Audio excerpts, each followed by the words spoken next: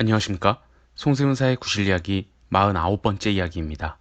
금융세제 개편안 설명의 세 번째 순서로 몇 회 전 예고해드린 내용을 이어서 오늘은 금융투자소득과 관련된 용어의 정의에서 간단하게 언급할 부분을 설명하고 곧이어 이어질 다음 영상에서 주식의 의지취득가액 규정을 안내하고자 합니다.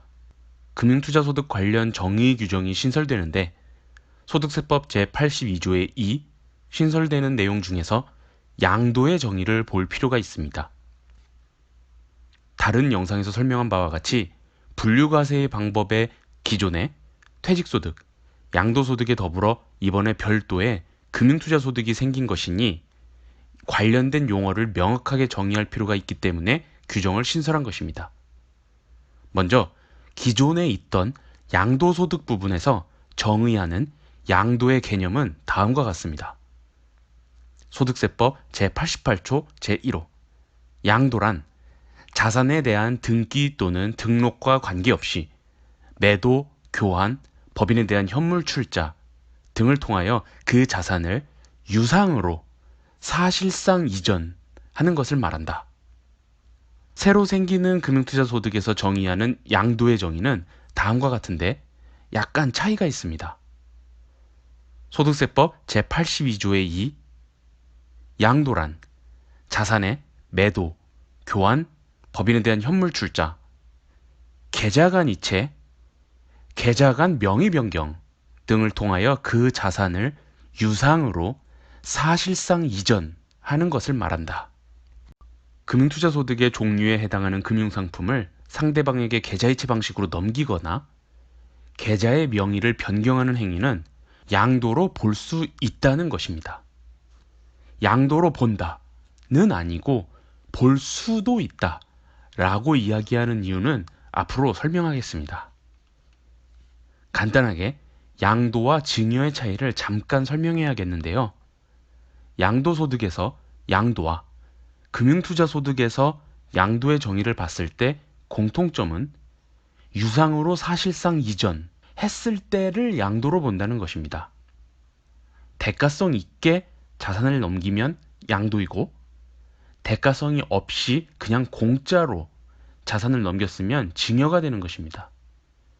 그림으로 간단하게 설명하면 당사자 간 자산을 이전시킬 때 화살표가 서로 오고 가면 양도인 것이고 어느 한 방향으로만 향하면 증여입니다. 자, 이렇게 새로 생기는 금융투자소득에서 양도의 정의와 실무적으로 일어날 수 있는 상황을 접목해서 이제 하고자 하는 말을 해볼 텐데요. 현재에도 있는 시스템으로서 본인이 가지고 있는 주식을 다른 사람의 명의의 계좌에 주식을 이체시킬 때 이체의 사유를 전산에서 선택하게 되어 있습니다. 이 부분에서 증권사 직원들이나 고객들이 많이 문의하는데요.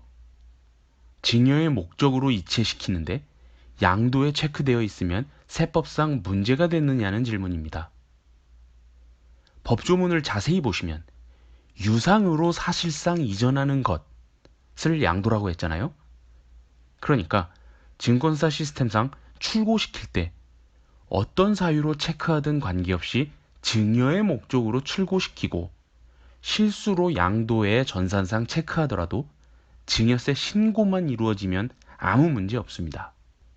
세법은 실질에 따르는 것이고 HTS 등 시스템이 어떻든 관계없이 증여의 목적으로 넘긴 것이라면 어떻게 출고시키더라도 상관없습니다.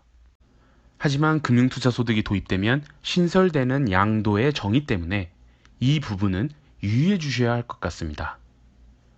모든 금융상품에 대해서 상대방에게 출고시킬 때 그 사유를 반드시 확인하게끔 증권사 시스템이 구축될 것이고요. 이 부분은 사실 지금과 달라지는 것은 없습니다. 증여의 목적으로 이체했어도 양도로 체크하고 증여세 신고를 하면 세법적으로 문제는 발생하지 않을 거예요. 지금과 마찬가지로.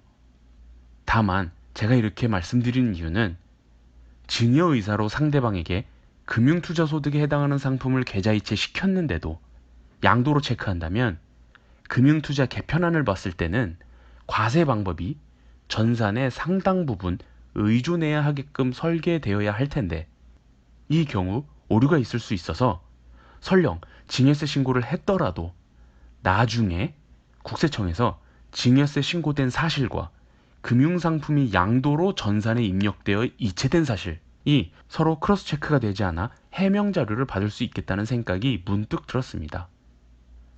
현재 양도소득에서 양도의 정의처럼 단순히 등기나 등록과 관계없이 사실상 유상으로 이전하는 것이라고 포괄적으로 정의했으면 현재와 같이 설령 주식을 증여할 때 잘못 체크해도 상관없을 텐데, 금융투자소득에서 양도의 정의에는 꽤 디테일할 정도로 계좌간 이체 또는 계좌간 명의 변경을 명시하고 있으니까 금융재산을 현재처럼 배우자나 자녀에게 증여할 목적일 때에는 전산상 유의하셔야겠다는 생각입니다. 이 부분은 1, 2년 내에 구체적으로 각 증권사에서 시스템을 어떻게 만들어내느냐를 보고 제가 지금 걱정하는 부분이 터무니없게 될 것인지 아니면 정말 유의해야 할 내용이 될지 나타나게 될 것이니 지금은 그냥 이런 얘기 들어봤다 정도만 참고하시고 넘어가면 될 것 같습니다. 다음 영상에서는 처음으로 도입되는 주식의 의제취득가액 규정에 대해서 살펴볼게요. 이상으로 송세무사의 구실 이야기 49번째 이야기를 마치겠습니다. 감사합니다.